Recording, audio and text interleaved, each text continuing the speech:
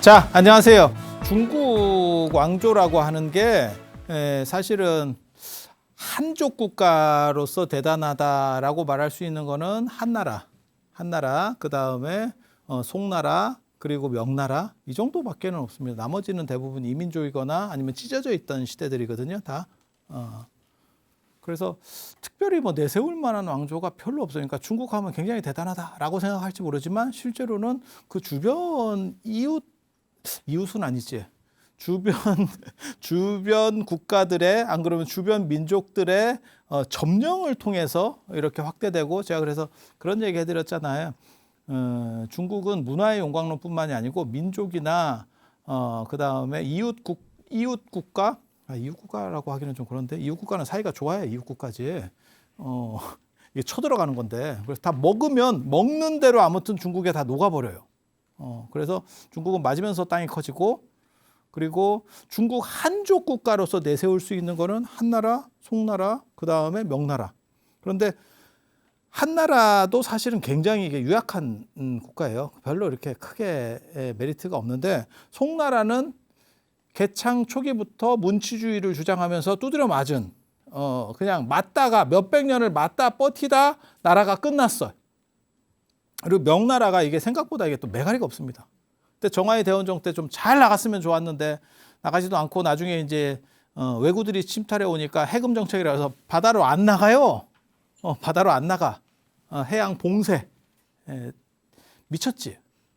우리가 세계사를 아는 입장에서 보면 제정신이 아니에요. 그때 저쪽은 나오기 시작할 때거든. 역사로 보면 이제 막 뻗쳐가 나오기 시작할 때 이쪽은 막기 시작하는 거예요. 그리고 유교가 이제 한족 국가들이 되면서 유교가 이렇게 움직이기 시작하면 농사주의, 중농주의로다가 되거든요. 그럼 뭐 경기 끝난다고 보시면 돼요. 그래서 그냥 매가리가 없는 이 명나라, 그러니까 송나라 두드려 맞는 송나라. 그러니까 이게 대진운이 좋아요. 왜 한족들이 한나라를 좋아하느냐? 한고조 유방이 한나라를 좋아하느냐? 세 개밖에 없는데 두 개가 너무 찌리한 거야. 그래서 한나라를 꼽는 거지. 한나라도 뭐 강력하고 뭐 이랬느냐? 아니, 그런 거는 아닙니다. 역사적으로 봤을 때는 뭐 그렇게 하진 않아요. 그리고 중국에서 최강의 국가는 원나라를 제외하고, 원나라는 뭐 딴 땅까지 다 먹고 있었으니까 그거는 좀 제외하고, 중국 자체적으로 봤을 때 강력한 거는 당나라하고 청나라입니다. 당나라하고 청나라. 그런데 중국 입장에서는 내세우기가 좀 그렇지. 한족 입장에서는 당나라는 전에도 말씀드렸지만 그게 선비족 계열이에요. 그래서 원래는 대하씨였고 뭐 이런 얘기를 했었잖아요. 나중에 이씨로다가 바꾸긴 하지만, 그래서 팔주국 체제 안에서 나오는 거기 때문에, 그래서 그쪽을 내세우기도 그렇고, 청나라는 뭐 만주족, 어떻게 보면 우리나라 사람들이랑 더 혈연적으로는 가깝습니다. 그래서 백두산 쪽이 청나라 누르하치 청나라에 어떻게 보면 시조들이 있었던 데가 백두산이에요. 그래서 백두산이 지금 중국 가보시면 백두산 쪽, 지금 뭐 코로나라 움직일 수 없지만 가보시면 백두산 쪽이 생각보다 잘 이렇게 보존이 돼 있는 게 뭐냐면, 청나라 때 거기를 성지로다가 만들어서 성역이기 때문에 사람 못 살게 했습니다. 그래서 중국 역사 입장에서는 사실 내세울 수 있는 한족, 그러니까 한족이 제가 늘상 그렇게 무능하다, 생각보다 쟤네들이 쪽수만 많지 별 볼 일이 없다라고 말하는 게 제대로 된 게 없어요.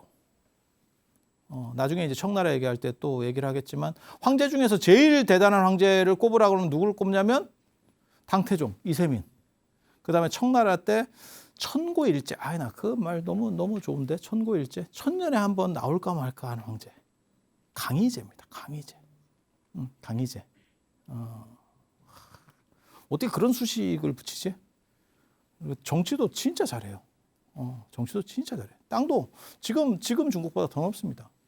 강희제 걸륭제 때 뭐 땅이 지금보다 더 넓어요. 러시아도 깨고. 러시아 그때 이제 또 막 동쪽으로다가 그 쫙 넓혀오거든요. 지금 러시아 같이 되는 게 이제 그 강희제 때 쫙 내려오다가 힘 대 힘으로 충돌하는 거죠. 청나라 전성기 때 강희제가 그 지난 시간에 얘기했던 그 순치제 출가했다라고 하는 그 순치제 아들입니다. 재위 기간도 진짜 더럽게 길어요. 61년. 안 놀래네. 크게 바라지도 않았어. 나도 익숙해졌어. 그래서 중국 500명 이상 되는 황제 중에서 원투를 꼽으라면 당태종과 강희제. 그리고 나라 센 나라를 꼽으라 그러면 당나라와 청나라. 이게 참 아이러니한 거지. 그리고 자기네들 거는 다 좀 삐리삐리해. 그래서 겨우겨우 꼽은 게 한나라. 한나라. 좀 저게 위대한 민족인가에 대해서 생각을 좀 해봐야지. 조금 약간 사실은 생각이 좀 다르지. 명말에 요 4대 고성 얘기 잠깐만 해드릴게요. 운서주갱, 감산덕천, 자백진과 우익지옥 이 두 분은 상대적으로 조금 이 앞에 두 분보다 떨어집니다. 떨어집니다. 그런데 이제 운이 좋아서 자백진과 같은 분은 사실은 제가 보기에는 그냥 빼도 될 것 같은데 4명에 넣어주려고 F4에 넣는 바람에 들어간 것 같아요. 저도 저 양반 책을 한 권도 못 읽어본 것 같은데. 그래서 운서주갱 같은 경우는 이제 뭐 정토종 관련해서, 그러니까 정토 이런 쪽으로 많이 간다는 얘기는 벌써 사상적으로 많이 떨어졌다라는 거를 인지를 해보면 돼요. 그래서 이런 분 있고, 그다음에 감산덕청 이게 아주 재밌는 분입니다. 이 양반이. 저는 이 양반 책은 진짜 아주 많이 본 건 아니지만 상당히 많이 봤었어요. 저분이 도가라든지 뭐 이런 유교 글도 손을 다 대놨기 때문에, 그래서 불교적 이해의 관점에서, 불교적인 관점에서 유교나 도가를 어떻게 볼 거냐에 대한 그런 생각들을 하는데, 이분도 근데 옛날 사람들은 좀 이해하기가 힘든 게, 그게 어디 다니고 이런 데 있어서 상당히 힘들었을 거거든요. 지금보다 훨씬 더 시간을 많이 소모했을 거고, 그 다음에 오래 사시는 것도 아니거든요. 근데 책 쓰고 현실적인 일을 어떻게 동시에 다 하지? 그리고 책을 쓰려면 또 읽어야 되잖아요. 그만큼을 자료를 자기가 나름대로 정리해서 읽고 책을 쓸 수 있는 거잖아요. 저게 시간적으로 되나? 지금은 사실은 굉장히 쉽죠. 그러니까 어디에 뭐가 나오는지 대충만 알고 있으면 인터넷이라든지 이런 그 기본적인 컴퓨터에, 저도 노트북에 자료가 엄청나게 많거든요. 그걸 이렇게 더 뒤져가지고 쫙 뽑아내면 되니까. 근데 예전에는 내가 어느 정도 아리까리하게 기억만 나면 가서 책장에서 그걸 다 뽑아야지. 그 책이 있는지도 모르는 상황이고, 있다고 가정하더라도 그걸 다 일일이 뽑아가지고 대조해보고 넘겨보고, 아유, 보통 일 아닙니다.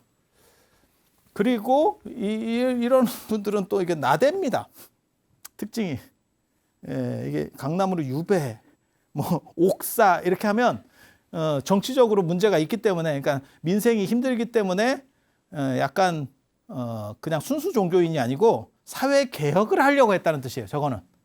그러니까 뭔가를 좀 바꿔서, 그러다가 이제 정치 권력하고 충돌하면 저런 현상들이 벌어지는 거거든요. 그래서 이분은 뭐 화엄경 강요, 그 다음에 도덕경, 장자 이런 것들에 대해 뭐 중용도 하고 뭐 많이 했습니다. 저도 어렸을 때 많이 봤는데, 그리고 이런 내용이라든가 이런 거에 대한 이해도 상당히 높아요. 상당히 높아.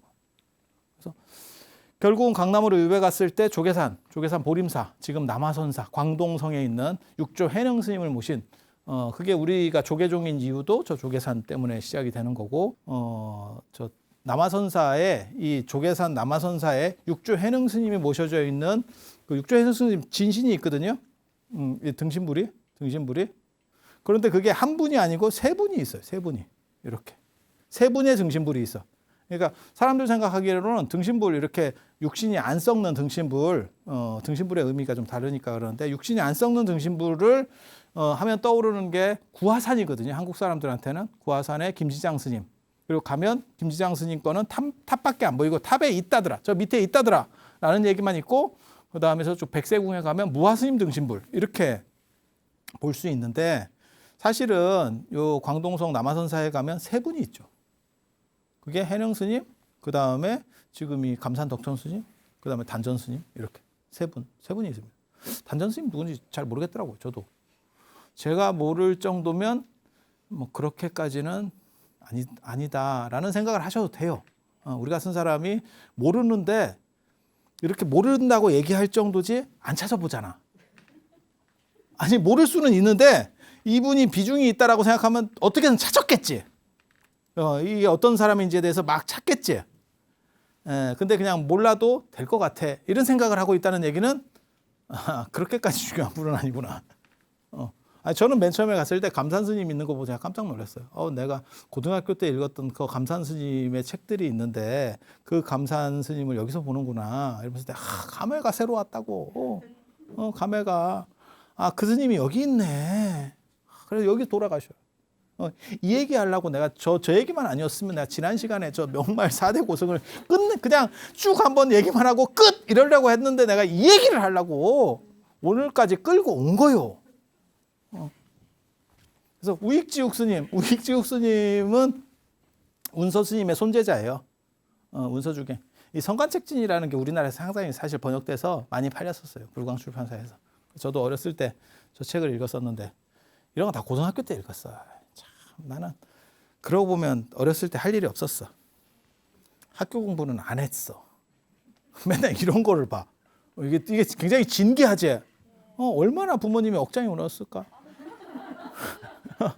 내가 생각해도 참 재밌다.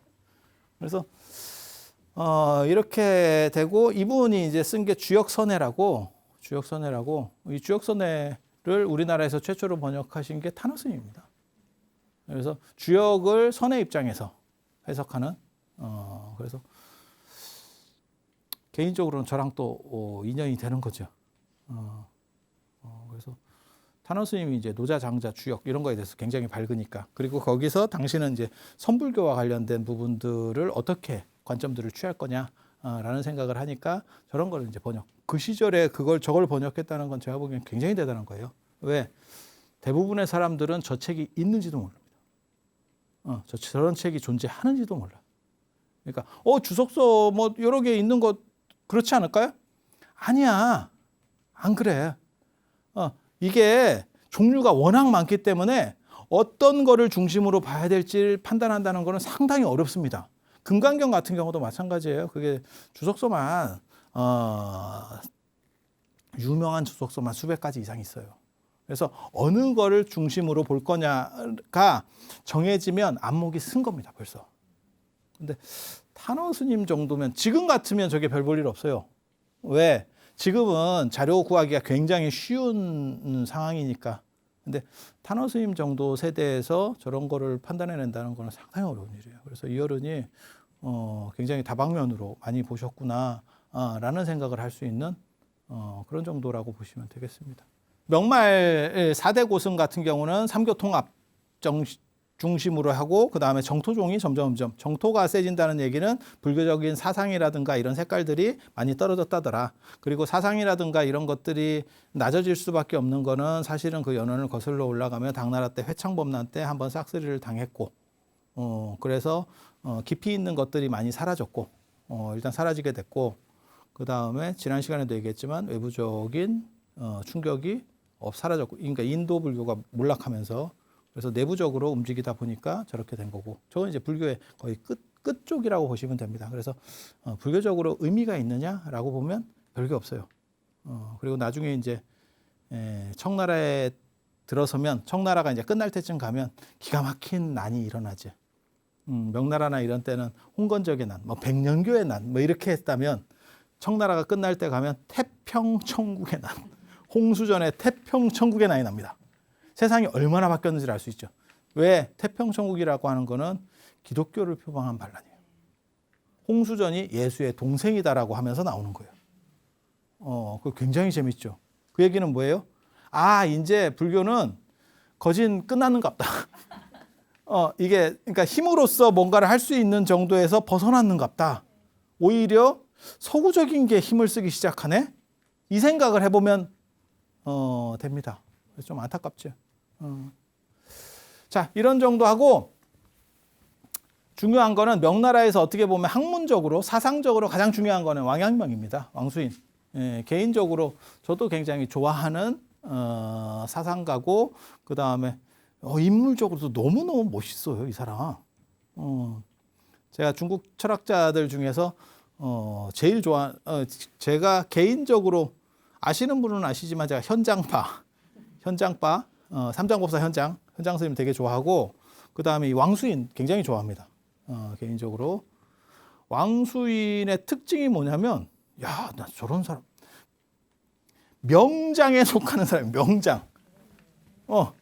광장명 명장전. 그러니까 명장전인데 원래 명장전이 있었고 명장들을 모은 기록이에요. 명장들을 모은 것 중에서 속편, 광 좀 더 넓게 한 거기에 174명, 중국의 장수들 174명이 명장이라고 쭉 전기를 뽑아놓은 거야. 그 중에 한 명이 왕양명이야. 왕양명은 나가기만 하면 무조건 백전백승입니다. 그러니까 제갈량처럼 책사가 아니고요. 자기가 장군 역할을 해요. 그럼 나가서 싸우느냐? 아니 그게 아니고 전략만 세우는 거지. 전략 딱 세워가지고 다사삭 하고. 그러니까 철학자 겸 현실에서 쓸모가 없는 철학이라고 하는 거는 쓰레기다라고 보는 거예요. 그래서 양명학 쪽이 주자학은 명분론이고 양명학 쪽은 실천적인 부분이 있어요. 그래서 이게 이제 조선의 비극인데 조선에서는 주자학이 털을 잡으면서 양명학이 못 들어와요. 화서학파 이런 데서 조금 들어오긴 하는데 그 힘을 못 썼어요. 그런데 일본 같은 경우는 오히려 주자학보다 양명학이 좀 더 강합니다. 그러니까 양명학적인 부분이 강합니다. 그래서 일본이 근대화되기가 상대적으로 더 유리했었어요. 이것도 좀 안타깝죠. 그래서 캐릭터 진짜 특이한 사람입니다. 보통은 가방끈들이 현실 업무 능력이 떨어져요. 가방끈의 특징이. 그래서 그런 얘기 하잖아요. 장관으로서 이런 얘기를 뭐 해도 되는지 모르겠다. 장관으로 그러니까 각 부처의 장관으로서 행정가가 올라올 때도 있고 교수가 이렇게 떨어질 때도 있고 정치인이 올라올 때도 있어요. 그중에서 제일 좋은 게 정치인이래. 그리고 교수가 들어오면 대부분 꼴통이라는 거예요. 이론적으로 빠삭해. 엄청 빠삭해. 이론은 빠삭한데 현실에서 안 돼. 현실에서 안 돼. 그래서 교수를 많이 깔면 IMF 와. 아니 최고 전문가야. 우리나라 최고 전문가야. 그걸 부정하는 건 아니야. 근데 현실은 그게 아니야. 그러니까 뭐하고 똑같은 거냐면 음식을 책으로 배웠어요. 뭐 연애를 인터넷으로 배웠어. 이런 거와 똑같아. 현실에서 전혀 쓸모없어. 근데 양명은 그게 아니에요. 그러니까 주자하고 왕양명의 차이가 바로 이런 부분입니다. 그래서 이게 보면 원래 왕양명이 성리학을 배웠어요. 성리학을 배웠는데 이 사람이 소년 천재입니다. 어렸을 때부터 천재예요. 그리고 천재들의 특징이 뭐냐면 약간 기고만장, 약간 교만하지. 왜냐면 지가 똑똑하니까 그래. 그거는 어쩔 수가 없어. 내가 보기에는 어쩔 수가 없는 것 같아. 지가 똑똑한데 그러면 뭐 그게 쉽게 고분고분 잘 되나? 그러면 진짜 대단한 사람이지. 천재인데 고분고분까지 하면. 현장 스님도 절대 안 그래. 제가 이렇게 읽어보면 현장 스님에 대해서 보면 안 그래. 하여간 천재과들은 다 그러게 있어. 내가 보기엔 천재 곤조가 아닌가. 근데 뒤지게 한번 당하면 이게 바뀌어. 그래서 35살 때 황간 유근이라는 사람이 있어요. 중국에서 황간은 되게 세다 그랬어요. 우리나라 황간처럼 그냥 그 염소 소리나 내고 이러면서 다니는 게 아니에요. 그게 아니고 왕보다 셉니다. 황간. 그러니까는 저 대통령 비서실을 장악하고 있는 거예요. 그래서 유근이라고 하는 사람이 전행하는 거를 비판해요. 미쳤지. 하면 안 되는 걸 한 거야. 근데 이제 자기는 똑똑하고 그다음에 혈기도 좀 있고 이러니까 그걸 비판했다는 거예요. 근데 이 황간들의 특징은 절대 이게 화 잘 안 냅니다. 왜냐하면 낮게 들어와 가지고 이렇게 올라간 사람들이라서 이거를 참을 줄 알아. 참고 구밀복검이지 진짜. 입으로는 꿀이 흐르고 뱃속으로 이제 밑에 쪽으로 칼로 찌르는 거야. 뒤로. 앞에서는 좋은 것처럼 하고 뒤로 이제 조지는 거지. 이런 스타일들이 황간들이 많아요. 그리고 황간은 그런 거를 어떻게 보면 교육받는다고 생각하시면 돼요. 그러니까 왕공 대신이나 이런 사람들은 처음부터 출신 성분이 높기 때문에 기가 강력한 거고 황간들이나 이런 사람들은 이렇게 잘 굽어서 올라간 거잖아요. 그래서 그런 것들을 굉장히 유도리 있게 잘합니다. 그리고 황제는 그런 쪽을 되게 좋아해요. 그러니까 되게 부드럽다고 생각하는 거지. 그런데 그래서 비판했다가 인생 C컵하지. 그래서 귀주 용장으로 유배를 가요. 귀주 용장으로. 중국 지도로 보면 귀주면 태행산맥 끝쪽 한 이 근처. 그러니까 지금 명나라가 북경이 수도니까 상당히 간 거죠. 귀주하면 떠오르는 거 없습니까? 귀주에 가장 유명한 게 하나 있는데 보이현 하면 떠오르는 게 보이차. 운남의 보이현 하면 보이차. 귀주 하면 떠오르는 거 없습니까? 귀주 전 세계에서 단일 품목을 생산하면서 전 세계 주가 지수의 100위 안에 들은 기업이 있죠. 마오타이주. 아무도 관심이 없구나. 귀주 마오타이 몰라요? 모르면 말아. 중국이 밀어붙이는 최고의 술이지. 야, 술 하나 판다고 이게 샤넬이나 에르메스나 이런 거보다 오히려 주가가 더 높다고? 이해가 잘 안 되는데? 그런데 그 귀주 거기서 그냥 저런 거나 좀 마시고 있지. 근데 이 사람의 생각이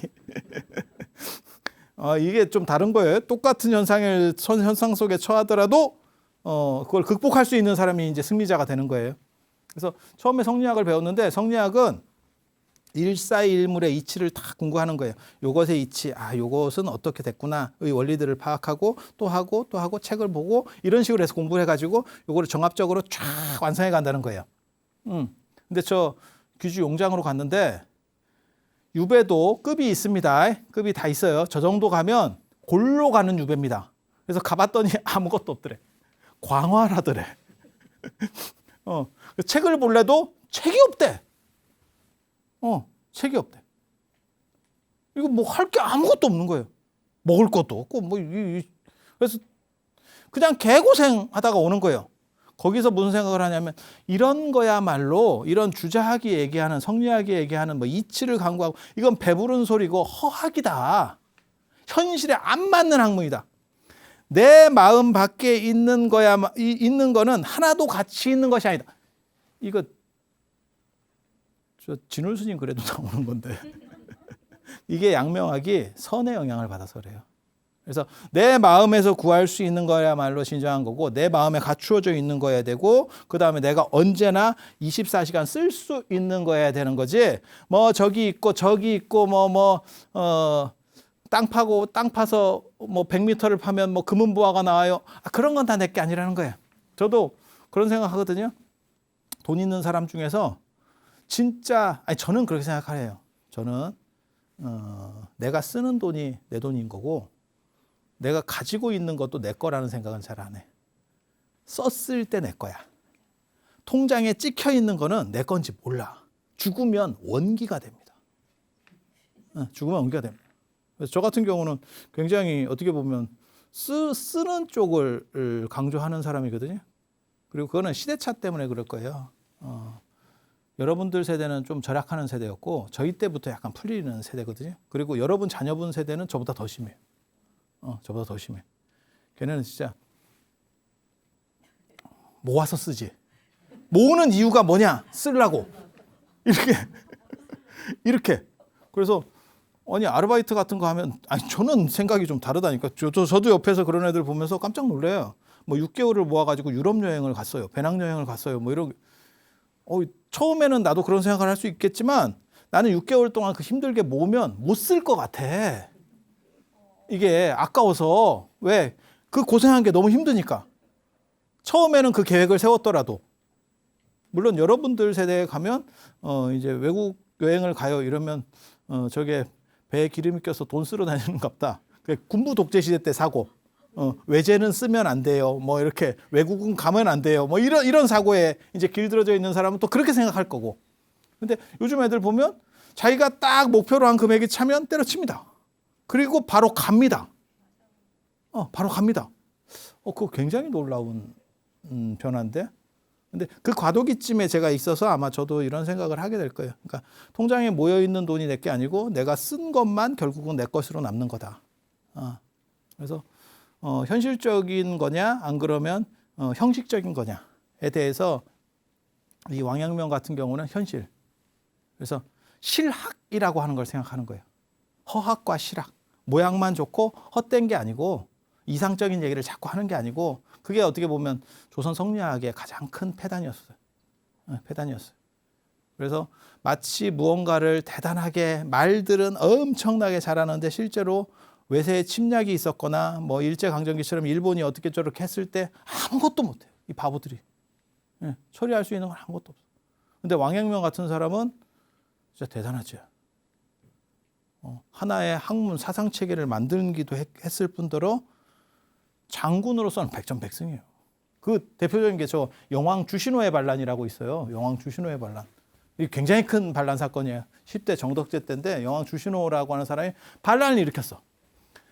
반란을 일으켰는데 왕양명은 그때 다른 데 반란 진압하고 있었어요. 벌써 명나라 정도 되면 저 시대 정도가 되면 계속 반란이 안 끊쳐요. 그러면 왕양명은 가서 그쪽 반란 진압하고 이쪽 반란 진압하고 이러면서 다니는 거예요. 이러면서 다니거든. 결국 죽을 때도 반란군 진압하고 오다가 객사했어요. 그런데 왕양명이 떴다더라 하면 임진왜란 때 이순신 장군 같은 캐릭터예요. 그냥 경기 끝입니다. 진짜 신묘한 계책으로 경기 끝이에요. 그래서 저때 저거를 다 왕양명이 진압을 하니까 저 정덕제가 했다는 유명한 말이 있어요. 아이씨, 내가 조금 출전을 해서 뭔가를 가오를 잡은 뒤에 네가 끝냈어야지. 내가 이런 거를 얼마나 좋아하는데 내가 한번 출전해서 황제로서의 위엄을 딱 보이고 이렇게 조금 지휘하고 네가 딱 해버리면 모양이 훨씬 좋은데 네가 일종의 다 진압하는 바람에 내가 그걸 못했잖아. 이게 도대체 말인가 싶은. 그러니까 이미 무너지고 있었다는 걸 얘기해 주는 거예요. 왕조가 이미 상태가 끝났다. 그래서 저 왕양명 사상을 보면 왕양명을 나중에 이제 저 양명학이 누구 거냐면 저 원래대로 위로 올라가면 저 북송 때 정명도라고 하는 사람, 정호라고 하는 사람입니다. 정호 선생 그 밑에 남송 시대 때 육상산 육구연 옛날에 했었습니다 한번. 육구연이라는 사람이 있고 이게 심학 계열이에요. 심학 계열. 그리고 나중에 이걸 완성시키는 게 이 왕수인 왕양명이에요. 이름도 참 특이해. 저게 되는 이름인가 나 모르겠다. 인을 지킨다는 거거든. 저런 이름이 가능한가? 이름 짓기가 진짜 어려운데 저도 이름 짓는 거 제가 별로 안 좋아하는데 되게 힘들어요. 일을 해보면 저 경우수를 다 맞추는 게 굉장히 힘든데 저렇게 어지린자나 저런 거는 불용한자라 해서 글자에 안 씁니다. 이름에 안 씁니다. 그러니까 매산자, 날일자, 붙여불자 이렇게 큰 글자들이 하늘천자 이런 거 안 씁니다. 그런 걸 쓰면 박복해진다는 거예요. 이해가 됩니까? 이름에는 그런 글자를 안 써. 근데 어지린자를 쓰는 걸로 봐서 명나라 저시대 이후에 지금 우리의 성명학이 확립이 됐나? 이런 생각을 했거든. 저 때는 또 저런 글자를 써. 이 뜻이 아주 좋잖아. 어짐을 지킨다. 근데 지금은 저런 글자들을 다 못 써요. 그래서 이것 빼고 저것 빼고 그다음에 또 임명용 한자라는 게 있어요. 뭐 몇 자 안 했어야 돼. 그래서 그거 하고 그렇게 해서 열심히 지어놓으면 그걸 막 이게 숫자에 맞추고 뭘 해가지고 막 지어놓잖아. 그러면 좋은 이름은 다 연예인한테 있어. 연락이 지어놓으면 뭐하냐. 좋은 이름 다 있어. 유명인한테. 그럼 그건 또 안 되고 또 새로 억장이 무너진다. 억장이 무너져. 그래서 저런 이름을 보면 참 희한하다라는 생각이 들죠. 희한하다는 생각이 들어. 그래서 양명학 철학에서 제일 멋있는 게 지행합일. 아는 것과 행하는 것이 같은 거야. 그냥 같이 가는 거야. 이게 그전에는 저 성리학이라든지 그런 쪽에서는 지목행적이라 그러는 거예요. 그러니까 눈으로 먼저 보고 발로다가 간다. 근데 이거는 가는 것과 아는 것이 동시야. 행하는 것이 동시야. 그러니까 보고 행하는 게 아니고 보는 것과 행하는 것이 같이 가는 거야. 너무 멋있지 않아? 이게 행동주의 철학이라는 건데 저게 선의 그러니까 선불교에서 나오는 사고예요, 사실은. 그러니까 선불교를 현실적으로 해석한 게 양명학이라고 보시면 돼요. 그래서 양명학을 나중에 성리학에서는 뭐라고 비판하냐면 사선이라 그래. 선을 뺏겨 먹었다. 선불교를 뺏겨 먹었다. 그런데 선불교는 이 얘기만 잠깐 해드릴게. 불교에 교종이 있고 선종이 있거든요. 이 영향을 받은 게 성리학이에요. 주자학. 이론 중심. 이론 중심. 그 다음에 선종이라고 하는 거는 이건 실천 중심입니다. 이게 양명학이에요. 아니면 이걸 또 다른 말로 뭐라 그러면 유광학이라고 부릅니다. 육구연하고 저 육상산하고 그 다음에 왕수인의 학문. 이렇게. 그리고 여기는 현실적인 거예요. 그러면 이것과 이것의 차이는 뭐냐? 이 불교는 종교기 때문에 현실화 되려고는 하지만 현실로부터 벗어나는 게 목적이에요. 그러니까 경허 스님 같은 분도 현실적인 것 같지만 현실로부터 벗어난 또 다른 얘기를 하고 싶은 거야. 원효도 그런 식으로 얘기를 하는 거야. 그런데 저 유교 쪽에서는 뭐냐면 입세주의라고 하는 거거든요. 현실 안에서 이걸 돌리려고 하는 거예요. 이게 이 두 종교의 차이입니다. 현실 안에서. 그러니까 양명은 정치 철학 안에서 이걸 돌리려고 해요. 그래서 저런 사고를 가지고 있기 때문에 뭐가 이제 해법으로 도출되는 거냐면 사실 전쟁같이 현실적인 게 없어요. 전쟁은 뭐 저런 거 있잖아. 선전포고. 선전포고는 뭔 선전포고야. 일단 까부수고 시작하는 거예요. 그렇게 저 신사적으로 안 합니다. 우리도 있잖아. 태평양 전쟁. 일본이 저 진주만을 까는 동시에 선전포고를 했지. 그렇게 한 거예요. 미리 얘기를 하고 친 게 아니고 이미 치고 선전포고를 한 거예요. 추접지. 근데 전쟁은 모든 전쟁은 다 그런 거예요. 속성이 어느 정도냐의 차이인 거지. 정당하게 이렇게 해가지고 딱 한다. 그걸 송양지인이라고 맹자 때도 나오는 얘기인데 전국시대 때도 나오는 얘기인데 그게 약간 바보 같다. 도덕을 지키면서 끝까지 내가 불리하더라도 그렇게 갈 거냐. 아니면 얍삽하지만 결국 승리하는 게 정당성을 가지느냐. 그 문제가 송양지인 고사에서도 나오거든요.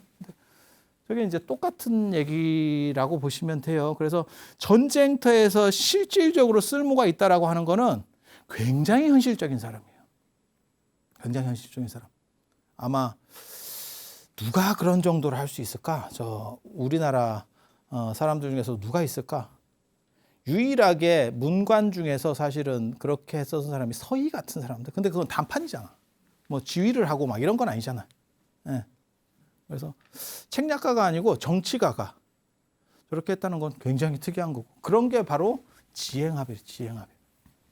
아는 것과 행하는 것이 일치한다. 그래서 내 마음 밖에 있는 거를 찾는 게 아니고 내 마음 안에서 그냥 현실에서 즉자적으로 쓰는 거예요. 그래서 굉장히 멋있는 거예요. 그리고 저게 선을 이렇게 얘기하면 되려나 모르겠다. 선을 약간 넘어가 있어. 그러니까 선을 모사한 건 맞아. 선을 모사한 건 맞는데 선보다 이걸 사선이라 그러거든. 선을 뺏겨 먹었다는 얘기인데 뺏겼는데 업그레이드 버전이야. 저는 그렇게 생각해요. 이게 약간 욕먹을 수 있는 소지도 있는데 저는 그렇게 생각해. 업그레이드 버전이야. 왜냐하면 선이라는 게 일상성을 추구하는데 결국 일상성의 끝판왕은 속세를 벗어나는 게 아니고 속세 속에서 존재해야 되거든요. 선도 결국 그 단계까지 얘기를 해요. 그걸 출세간. 그 다음에 화광동진이라고도 하기도 하고 그 다음에 입전수수라는 표현을 쓰기도 하고 다 비슷한 얘기예요. 그런데 실제로 그것을 간판으로 내세우지까지는 못하거든. 근데 양명학에서는 그걸 간판으로 내세워. 그래서 정치야말로 수양의 가장 좋은 환경이다. 전쟁터에서 수양할 수 있는 사람이야말로 최고다. 우리도 그런 얘기를 하거든요. 불교에서도. 시장 통해서 할 수 있는 거야말로 진정한 수행이다. 이건 선에서도 나와. 그런데 여기서는 그거를 아예 간판으로 뽑아내는 거죠. 그러니까 선이 발전 단계에서 도출했었던 문제의식을 양명이 딱 잡고 후루룩 짝짝까지 가는 거죠. 그런데 여기에도 큰 문제점이 하나 있어요. 완성된 건 아닙니다. 완성된 철학이었으면 계속 갔겠지. 그렇지만 저것도 한계는 있어. 그런데 기존에 있었던 사상체계하고는 다르게 굉장히 멋있는 흐름이 되고 그다음에 양명학이 한번 움직이기 시작하면서 주자학은 깔리기 시작합니다. 완전히 깔리기 시작합니다. 그러니까 이론 중심이냐 아니면 현실에서 직접적으로 갈 수 있느냐. 그러니까 대학 교수냐 안 그러면 정치인이냐거든. 정치인은 현실을 판단해낼 수 있느냐. 정치인이나 기업인은 현실을 어떻게 판단해서 문제를 극복할 수 있느냐.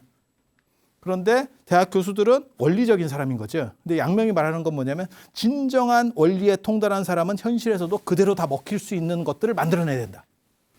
무진장 멋있죠. 동의하지 않는데 동의하지 않으면 다음 시간에 어쩔 수가 없어요. 동의를 안 하면 다음 시간에 이어서 할 수 있도록 그렇게 하겠습니다. 자, 들어줘서 감사합니다.